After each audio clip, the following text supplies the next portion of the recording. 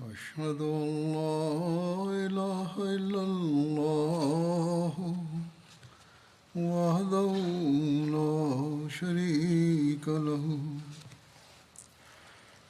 وأشهد أن محمدا عبده ورسوله أما بعد فأعوذ بالله من الشيطان الرجيم بسم الله الرحمن الرحيم الحمد لله رب العالمين الرحمن الرحيم مالك يوم الدين إياك نعبد وإياك نستعين اهدنا الصراط المستقيم صراط الذين أنعمت عليهم غير المغضوب عليهم ولا الضالين. Mwenyezi Mungu amsaidie sana. Anasema, nilikuwa naeleza baadhi ya matukio ya maisha ya Mtume sallallahu alaihi wasallam yatokayo wakati wa Badr au mara baada ya vita ya Badr. Katika matukio haya kuna habari ya kuoa kwa Mtume sallallahu alaihi wasallam na hata Aisha radhiallahu anha, hivyo hilo pia nalieleza hapa. Baada ya kifo cha Ummulmuminin Khadija radhiallahu anha, siku moja mke wa Uthman bin Mazun aitwaye Khawla binti Hakim akimhudhuria Mtume sallallahu alaihi wasallam akasema kwamba, ewe Mtume wa Allah, je, hutaki kuoa? Mtume akasema kwamba, ni moe nani? Akasema kwamba Mtume sallallahu alaihi wasallam akipenda anaweza kumwoa bikira na akipenda anaweza kumwoa mjane. Mtume akasema kwamba bikira ni nani? Akaambiwa kwamba Aisha binti Abubakar. Kisha Nabii sallallahu alaihi wasallam akamuuliza kwamba mjane ni nani? Ye akasema kwamba huyu ni Sauda binti Zama. Ye amekwisha amini juu yako na pia amekwisha onyesha utii wako. Mtume sallallahu alaihi wasallam akamwambia Khawla kwamba nenda ukaongee na watu wa familia yake kuhusu mimi. Baada ya kupata ruhusa kutoka kwa Mtume sallallahu alaihi wasallam, Khawla akatoka huko na kwanza akaenda nyumbani kwa Abu Bakr Siddiq ili kuongea nao kuhusu nikah ya Aisha. Abu Bakr hakuwepo nyumbani, lakini alikuwepo mkewe Ruman. Khawla akaongea naye na akimpatia pongezi. Akasema kwamba Ruman, Mwenyezi Mungu mwenye shani amekujalia kheri na baraka nyingi. Ye akasema kwamba kheri na baraka ile ni ipi? Khawla akamwambia kwamba Mtume sallallahu alaihi wasallam akinipatia ujumbe wa kufanya nikah na Aisha na amenituma kwako. Ruman akasema kwamba kisha umsubiri Abubakar aje. Baada ya muda Abubakar Siddiq akaja nyumbani. Khawla akamwambia yale yale ambayo alikuwa amemwambia Ruman.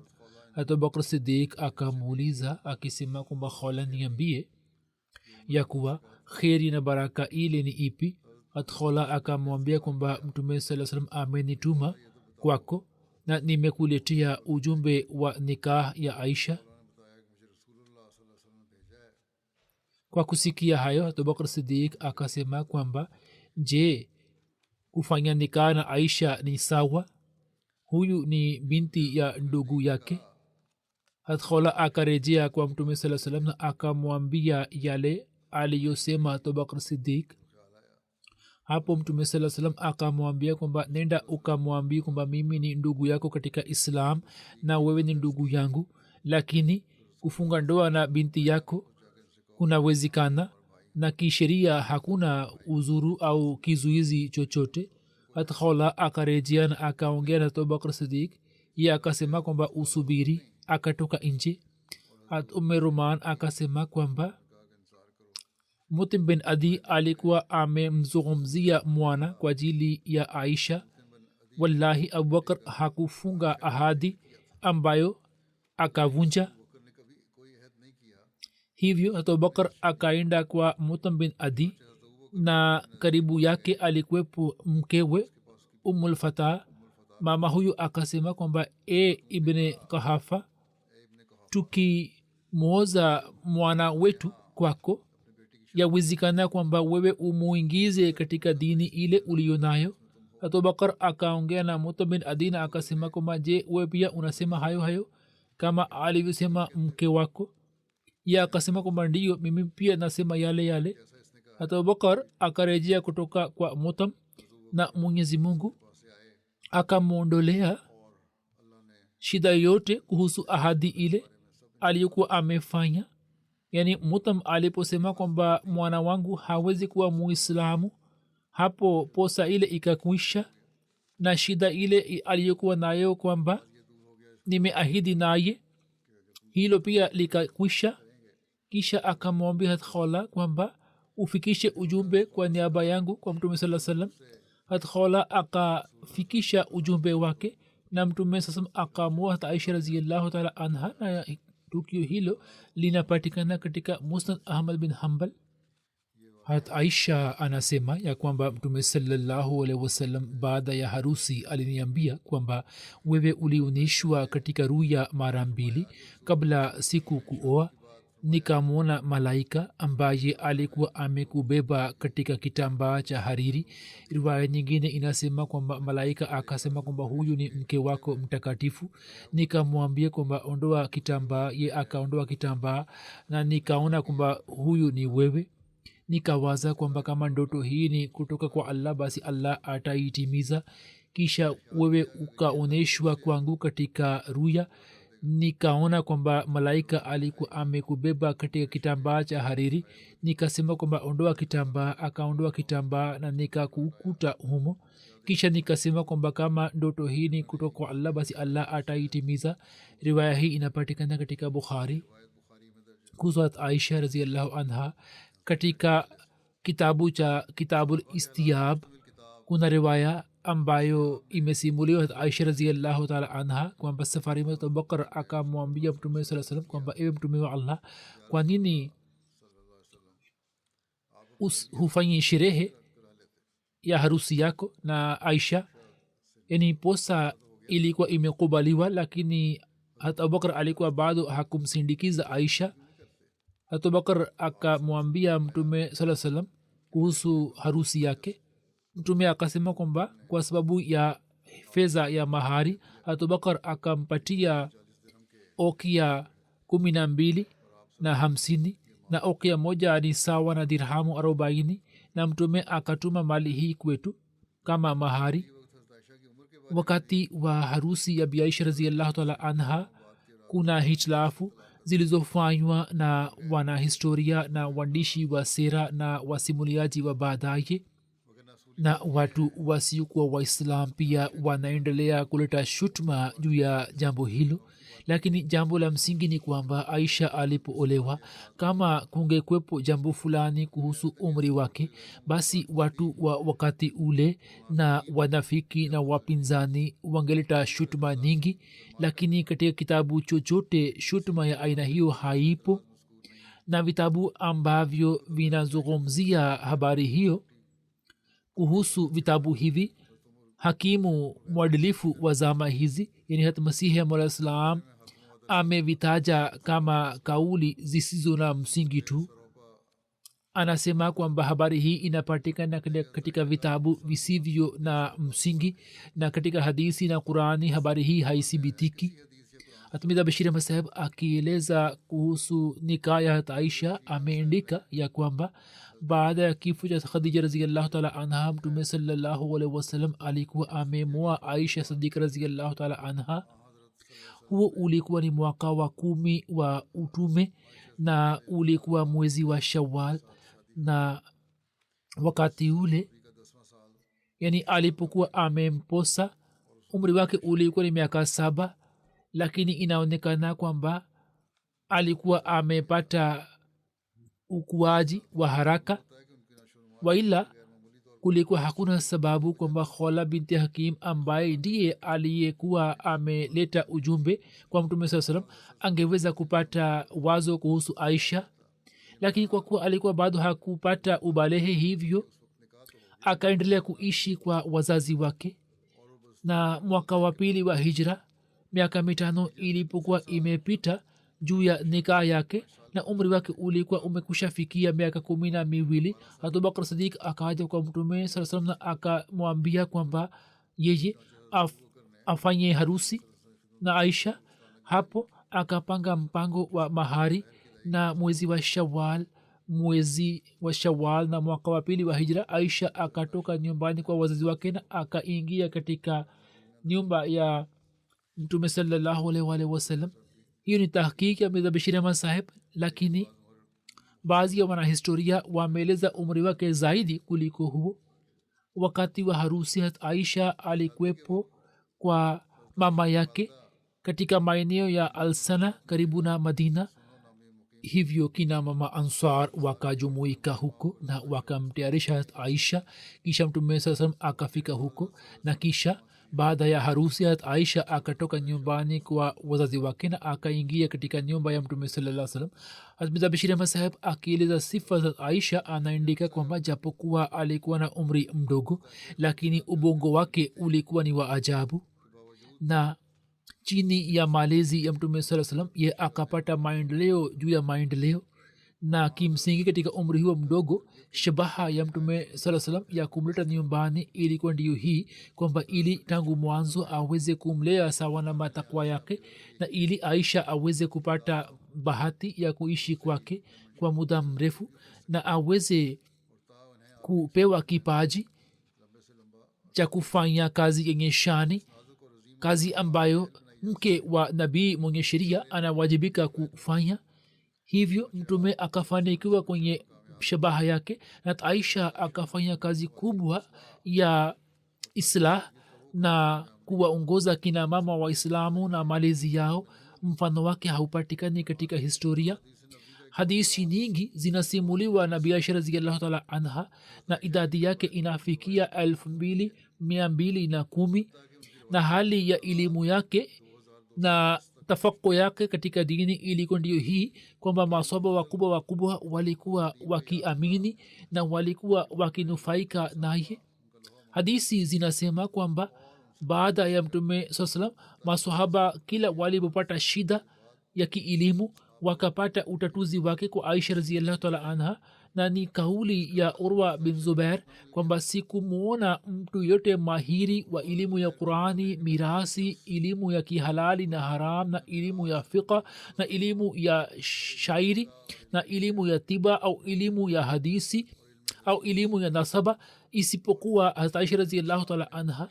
Na hali yake ya kujitolea ilikuwa ndiyo hii na kumtegemea Allah kwamba safari moja akapata dirhamu 100,000 na mpaka jioni yote akatoa kama sadaka, ilhali nyumbani kwake hakuwepo kitu chochote cha kutumia. Na sifa hizi zilikuwa zimeonekana katika zama za mtume sasa, na ndio maana mtume alikuwa anamjali sana. Safari moja mtume akasema kwamba katika kina baba watu wengi wamepita ambao walikuwa kamili, lakini kwa kina mama ni wachache waliopita.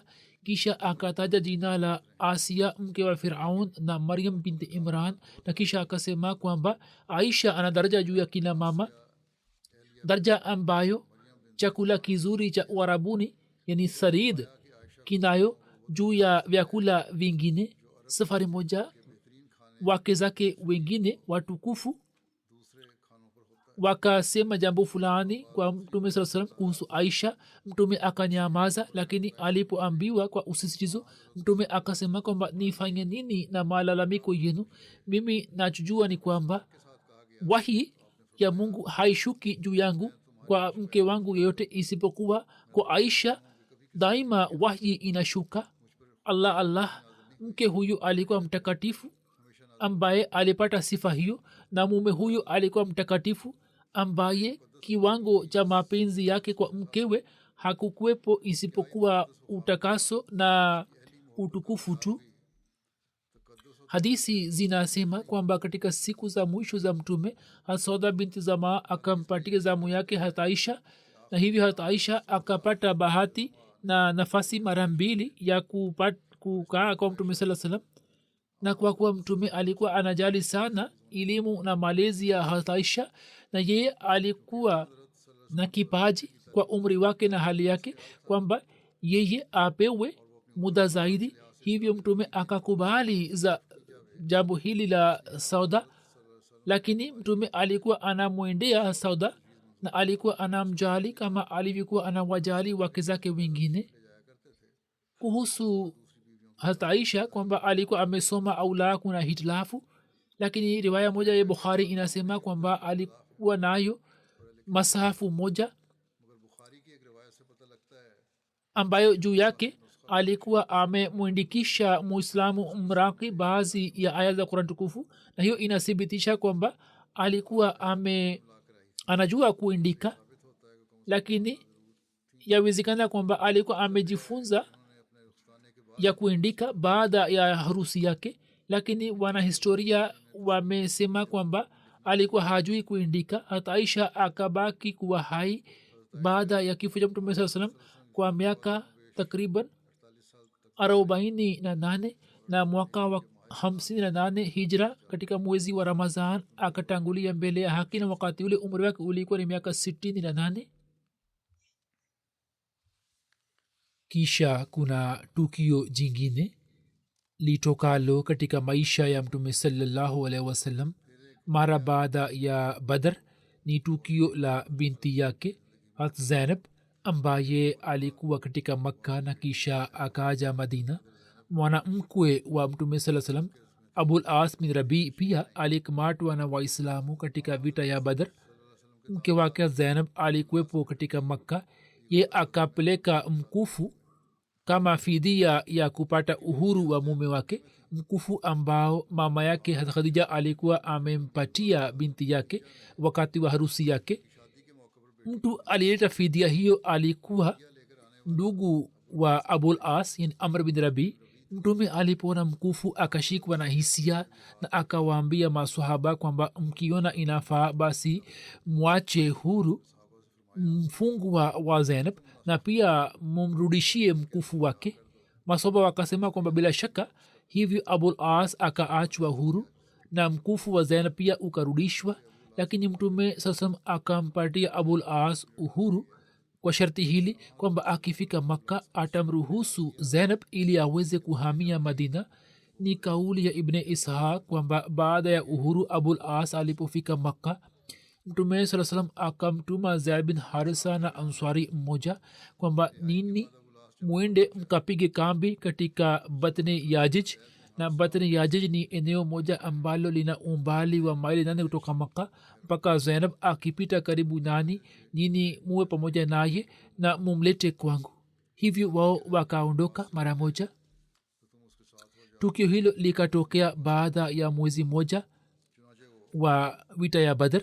Abul As akifika Makka akamruhusu Zainab kwenda Madina. ye akaanza kuandaa masrufu yake. Zainab anasema kwamba nilikuwa najiandaa kwa ajili ya safari, ambapo Hind binti Utba akaniambia kwamba binti Muhammad sallallahu alaihi wasallam, nimepata kujua kwamba unataka kwenda kwa baba yako. mimi nikajaribu kuepukana na swali lake. kwa kusikia hayo ye akasema kwamba ewe binti ya amu yangu, usifanye hivyo. kama unahitaji kitu chochote cha safari au unahitaji mali ambayo kwa kutumia kwayo uweze kufika kwa baba yako, basi ninayo kila kitu kwa ajili yako, hivyo usiepukane nami.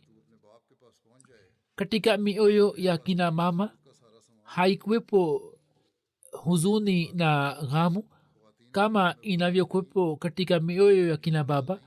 Zainab akasema kwamba ninafikiri kwamba mama huyo alikuwa amesema jambo hili kwa ikhilasi, lakini kwa kuwa nilikuwa namwogopa hivyo nikataka kuepukana naye.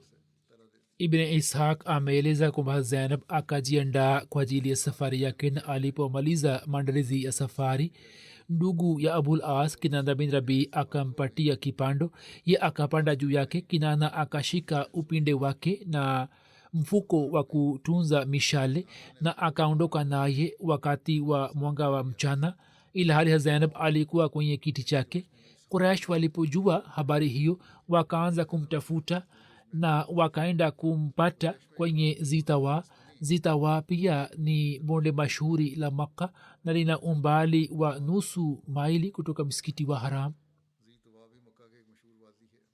kwa vyote vile kwanza kabisa hebar bin aswad fahri akaja kwake na yeye akaogopesha kipando kwa mkuki wake, na zainab aliyekuwa mja mzito ujauzito wake ukaharibika, na ndugu ya mume wake akatoa mishale na akatangaza kwamba atakaye kuja karibu yangu atakuwa windo wa mishale hii.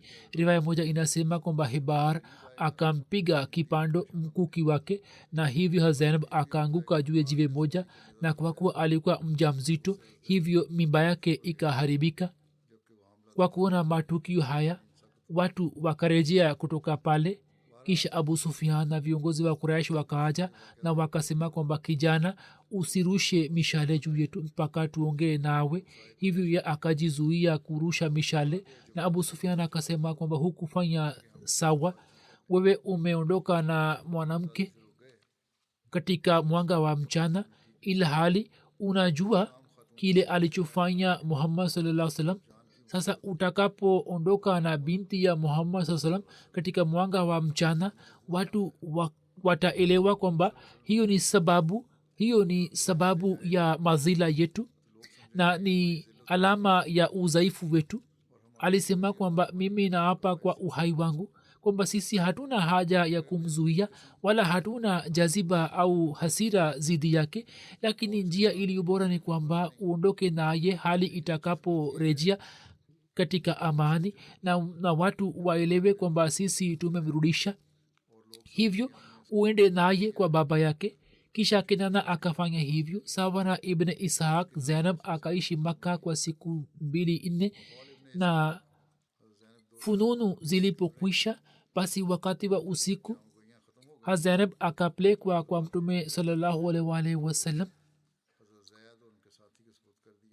imam baki ameeleza tukio hili akisimulia kutoka hata aisha radhiallahu taala anha kwamba mtume sasam akimpatia zaid bin harisa pete yake akamtuma makka kwamba amchukue zainab kwenda naye kwake.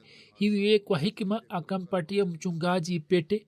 mchungaji akapeleka pete kwa zainab. zainab kwa kuona pete akaitambua na akasema kwamba nani amekupa pete hiyo? akasema kwamba mtu mmoja nje ya makka amenipatia. hivyo zainab akatoka nje ya makka wakati wa usiku na akapanda nyuma yake na ye akamleta madina. mtume alikuwa anasema kwamba katika mabinti zangu zainab ni mbora, kwani alipata mateso kwa sababu yangu. hazrat bashir ahmad saheb ameandika katika sirat khatam nabiyin maelezo haya akisema kwamba mtume sallallahu alaihi wasallam alikuwa amepanga sharti na abul as kwamba yeye akifika makka amtume zainab kuja madina, na hivyo roho moja mumini akapata wokovu kutoka nyumba ya ukafiri, na baada ya muda abul as pia akasilimu na akaja madina, na hivyo mume na mke wakakutana tena. kuhusu zainab riwaya moja inapatikana kwamba alipotoka kuhamia madina baadhi ya makuraish wa maka wakajaribu kumrudisha kwa nguvu. hapo ye akakataa kurudi. hapo habar bin aswad akamshambulia kwa mkuki wake, na kwa sababu yake mimba yake ikaharibika. lakini kwa kuwa alikuwa amepata huzuni na ghamu kwamba baadaye hakuweza kupata siha nzuri, na kisha katika hali hiyo ya udhaifu akatangulia, yani akafariki dunia. wakati huu nitaishia hapo na katika muda huu ningependa kusema kuhusu dua na maombi, jinsi hali ya kidunia ilivyo.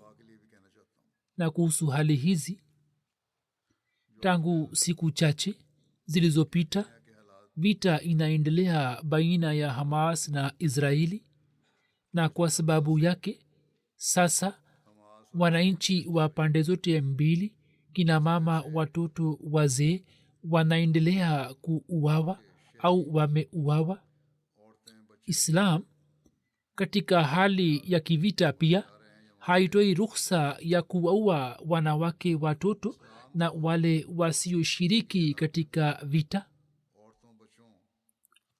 na mtume sallallahu alaihi wa alihi wasallam alikuwa ameeleza jambo hilo kwa nguvu sana, na alikuwa ametoa mwongozo. dunia inasema, na pia kuna mambo yanayothibitisha ya kwamba katika vita hii hamas ndiyo iliyotangulia na wakawaua wananchi wa israeli bila kuangalia jambo hili kwamba jeshi la kiisraeli limeendelea kuwaua wapalestina wasio na hatia kwa kutumia njia hiyo hiyo. lakini waislamu wangetakiwa kufuata mafundisho ya kiislamu. kama jeshi la kiisraeli lilifanya, basi ni kitendo chao, na zilikuwepo njia zingine za kutatua hilo. kama kuna vita iliyo halali inaweza kupiganwa na wanajeshi, haiwezi kupiganwa na kina mama, watoto na watu wasio na hatia. kwa vitu vile hatua iliyochukuliwa na hamas haikuwa sawa, hatua ambayo ikaleta faida ndogo na imeleta hasara zaidi. na hatua hiyo iliyochukuliwa na hamas, basi adhabu yake au vita ingetakiwa kubaki hadi hamas, na huu ndio ujasiri wa kweli au ushujaa, kwamba hatua hiyo ingechukuliwa dhidi ya hamas. lakini serikali ya kiisraeli inayoendelea kufanywa ni hatari sana, na sasa inaonekana kwamba swala hilo halitasimama, na maisha ya watu, kina mama, watoto na watu wasio na hatia yatapotea. hatuwezi kufikiri kuhusu hilo. serikali ya kiisraeli ilikuwa imetangaza kwamba sisi tutafuta kabisa ghaza, na kwa ajili yake wakafyatua mabomu yasiyohesabika na wakaufanya mji mzima kuwa majivu.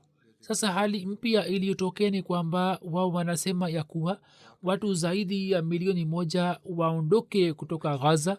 wengine wameanza kuondoka kutoka ghaza, na sisi tunamshukuru mungu kwamba juu ya hatua hiyo, japokuwa ni sauti hafifu, lakini sauti hiyo imetoka kutoka kwa umoja wa mataifa kwamba hatua hiyo ni kinyume cha haki za binadamu, na hiyo haitakuwa sawa, hatua ambayo italeta matatizo mengi. hivyo israeli inatakiwa kutafakari upya juu ya amri hiyo, badala ya kusema kwa nguvu kwamba hatua hiyo haifai. bado wanaendelea kuomba tu. kwa vitu vile watu hawa walio maasum hawana hatia, ambao hawapigani vita. ikiwa dunia inawachukulia wanawake, watoto na wakazi wengine wa kiisraeli kwamba hawana hatia, basi wapalestina pia hawana hatia na pia ni maasum. hata mafundisho ya watu hawa wenye kitabu yanasema kwamba mauaji ya namna hiyo si halali. kama ni shutuma juu ya waislam kwamba wamefanya kinyume cha haki, basi watu hawa waangalie kuhusu matendo yao. kwa vitu vile kuna haja ya kufanya dua na maombi mengi. mbalozi wa palestina ameshiriki kwenye mahojiano kwenye televisheni katika idhaa ya bbc. sasa akitoa jibu la swali la mwanahabari akasema kwamba Hamas ni kundi la kigaidi na si serikali, na serikali ya Palestina haihusiki na hatua hiyo. Lakini pia akamuuliza swali na jambo lake liko sawa kabisa. Alisema kwamba kama uadilifu wa kweli ungesimamishwa, ungefanywa, basi mambo hayo yasingetokea. Ikiwa nguvu hizi kubwa zisingekuwa na viwango tofauti na zingefanya uadilifu au zifanye uadilifu, basi ufisadi na vita haziwezi kutokea duniani. Hivyo kwanza musitishe na mumalize viwango hivi visivyo na usawa, na hapo vita zitakwisha. Na hayo ndiyo ambayo naendelea kuyasema sawa na mafundisho ya Islam tangu muda mrefu, lakini mbele yangu wanasema kwamba sawa sawa, lakini hawako tayari kuyafuata.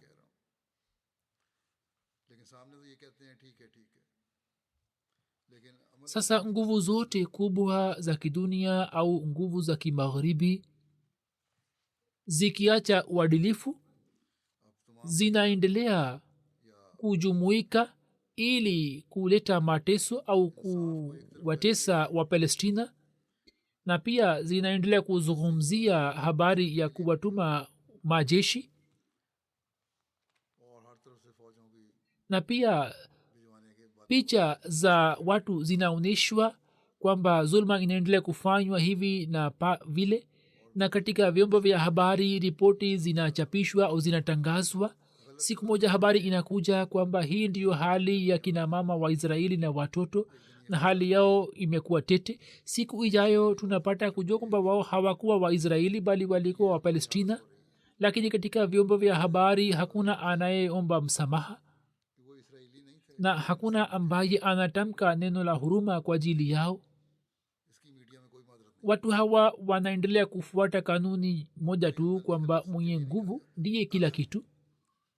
Watu ambao mkononi mwao mna uchumi wa kidunia, hivyo mbele yao wao watainama.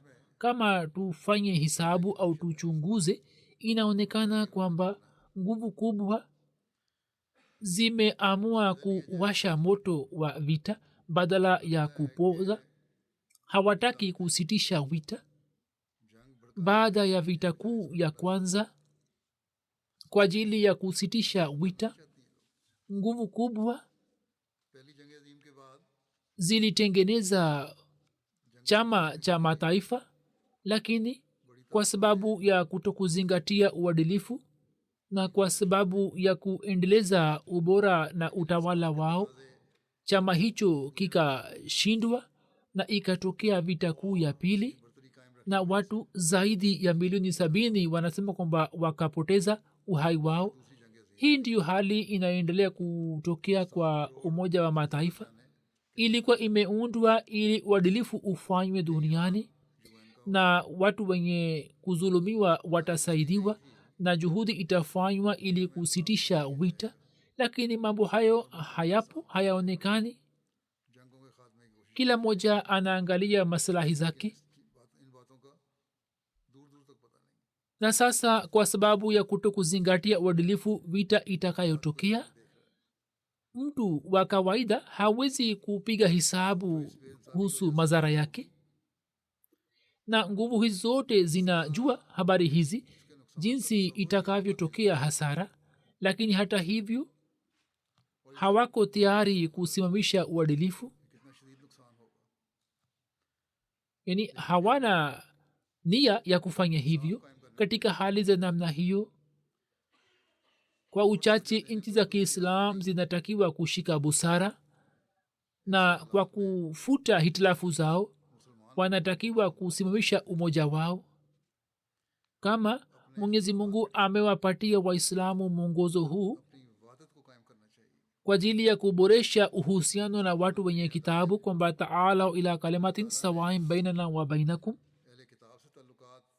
yani njoni kwenye neno lilo sawa baina yetu na baina yenu, yani dhati ya Mwenyezi Mungu. Basi Waislamu ambao kalima yao ni moja tu,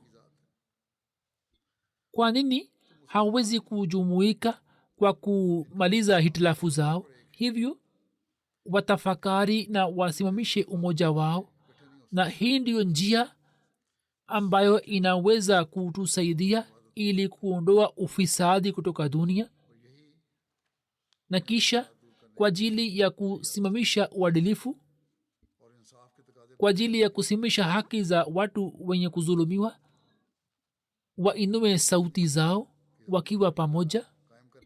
Watakapokuwa na umoja, basi katika sauti yao kutakuwa na nguvu. Waila watu hawa watawajibika juu ya kupotea kwa uhai wa watu wasio na hatia, yani serikali hizi za Kiislam zitawajibika. Yatupasa kuzingatia daima kauli hii ya Mtume sallallahu alaihi wasallam, na hii ni njia, hii ni wajibu wa nguvu hizi, kwamba muwasaidie waliozulumu na wanaozulumiwa. Hivyo muelewe jambo hilo lilo muhimu. Mwenyezi Mungu azijalie serikali za Kiislam akili na uelewa, ili watu hawa waweze kuwa pamoja na waweze kusimamisha uadilifu, na pia azijalie nguvu za dunia akili na uelewa, kwamba badala ya kuingiza dunia hii katika maangamio, wafanye juhudi ya kuiokoa na wasifanye kazi ili kupatia maslahi zao, ili kujipatia maslahi zao. Daima kumbukeni kwamba maangamio haya yatakapotokea, basi nguvu hizi pia hazitasalimika. Sisi tuna silaha ya dua tu ambayo kila ahmadia anapaswa kuitumia zaidi kuliko awali. Katika Gaza zipo nyumba za baadhi ya wahamadia ambazo zimezingirwa. Mwenyezi Mungu awasalimishe, awatunze, na pia Mwenyezi Mungu awahifadhi wote wasio na hatia popote pale walipo. Mungu aijalie Hamas akili, na watu hawa wasiwe njia ya kuwadhulumu watu wao, na pia wasiwadhulumu wengine, sawa na mafundisho ya Kiislam. Amri iliyopo, kama kuna haja ya kupigana vita, basi wapigane sawa na amri ya Qur'an tukufu. Uadui wa kaumu fulani usitupeleke mbali na uadilifu. Hii ndiyo amri ya Allah. Mwenyezi Mungu azijalie nguvu kubwa, kwamba wao wakitimiza viwango vya uadilifu wafanye juhudi ya kustawisha amani. Sio maana kwamba wawe na upendeleo mmoja na upande wa pili haki za watu zinyanganywe. Nguvu hizi zisiwe zenye kuzidi katika zulma. Mungu afanye kwamba tuweze kuona amani na usalama katika dunia. Baada ya swala ya Ijumaa nitaswalisha jeneza mbili. Moja ni hazir. Je, jeneza imefika?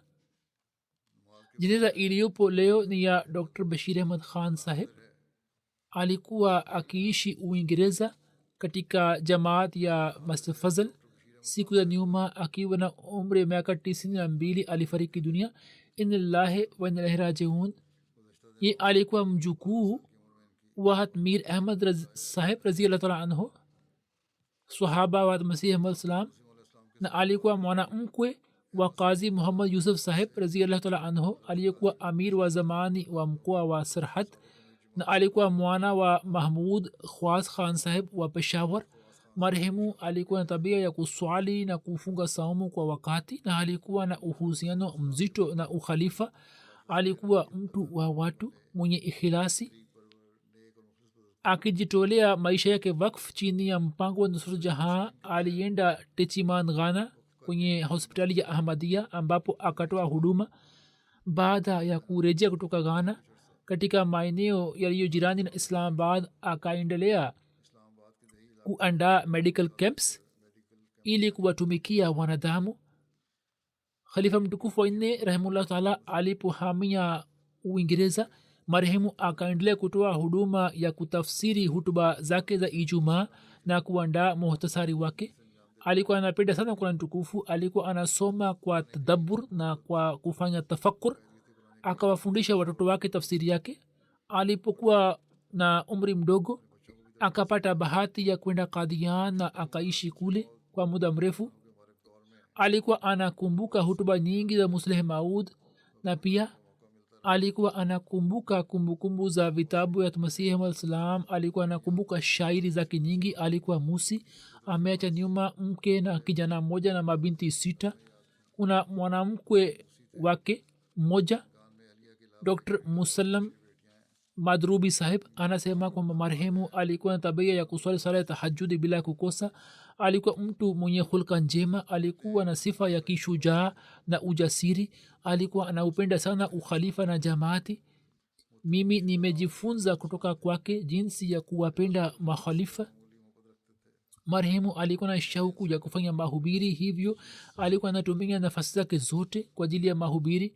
muslim sahab anasema kwamba nilipokuwa katika siria na urdun, kila marehemu alipokuja kwangu nilikuwa namwona kwamba yeye alikuwa anajenga uhusiano wa kirafiki na majirani zangu, na pia alikuwa anajenga uhusiano mzuri na watumishi wangu, na alikuwa anawaambia kuhusu ahmadiyat.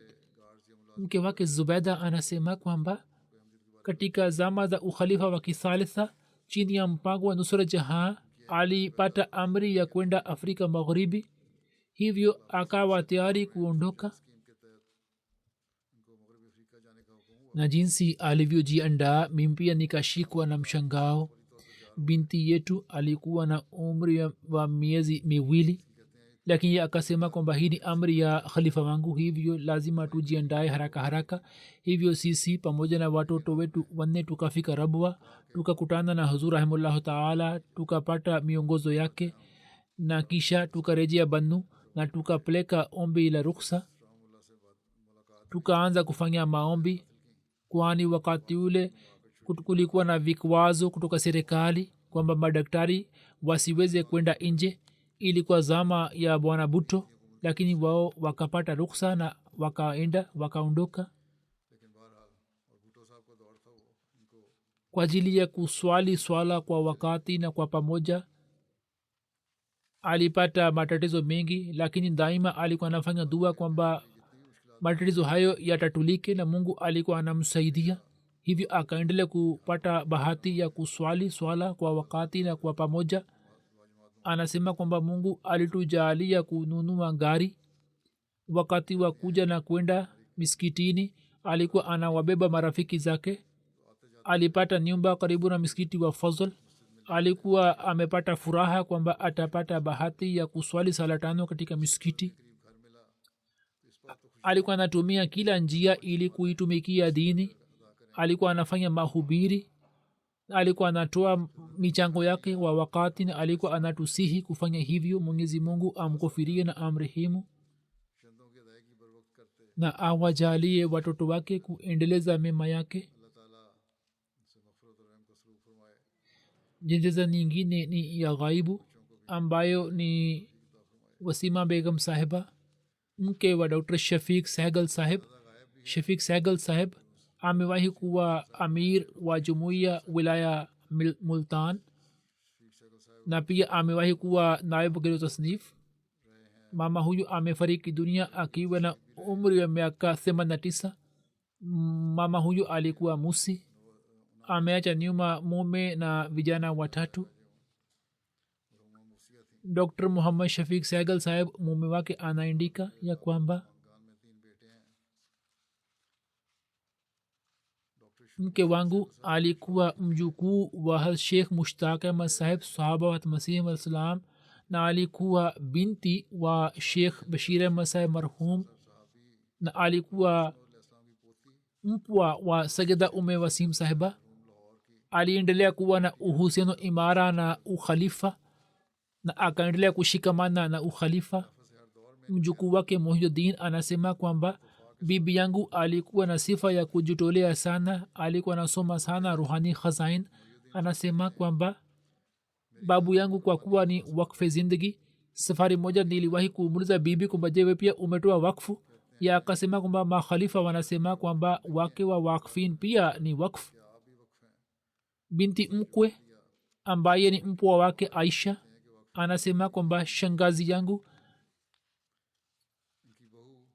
alikuwa na hulka njema sana.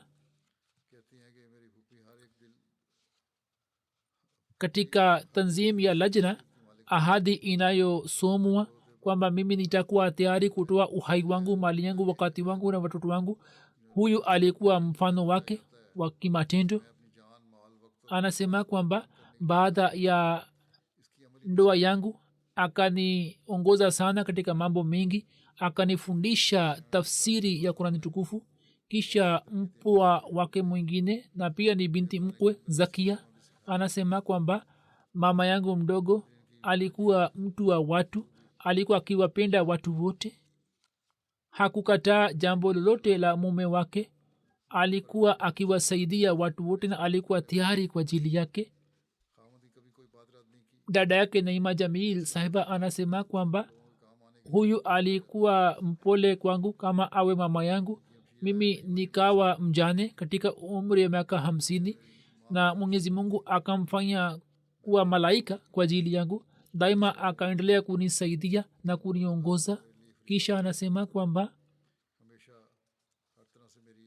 alikuwa anafanya ibada, lakini pia katika haki za binadamu alikuwa amebeba jukumu la kuwaoza mabinti wengi, na alikuwa anawapenda watu wote. Alikuwa anawasaidia watumishi wake wenye haja.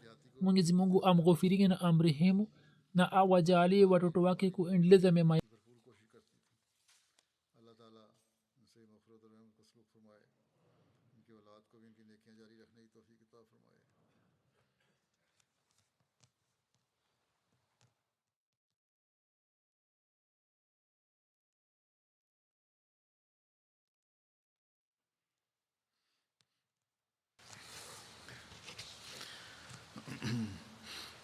الحمد لله الحمد لله نحمده ونستعينه ونستغفره ونؤمن به ونتوكل عليه ونعوذ بالله من شرور أنفسنا ومن سيئات أعمالنا. من يهده الله فلا مضل له ومن يضلل فلا هادي له ونشهد أن لا إله إلا الله ونشهد أن محمدا عبده ورسوله. عباد الله رحمكم الله، إن الله يأمر بالعدل والإحسان وإيتاء ذي القربى وينهى عن الفحشاء والمنكر والبغي يعظكم لعلكم تذكرون. اذكروا الله يذكركم وادعوه يستجب لكم ولذكر الله أكبر.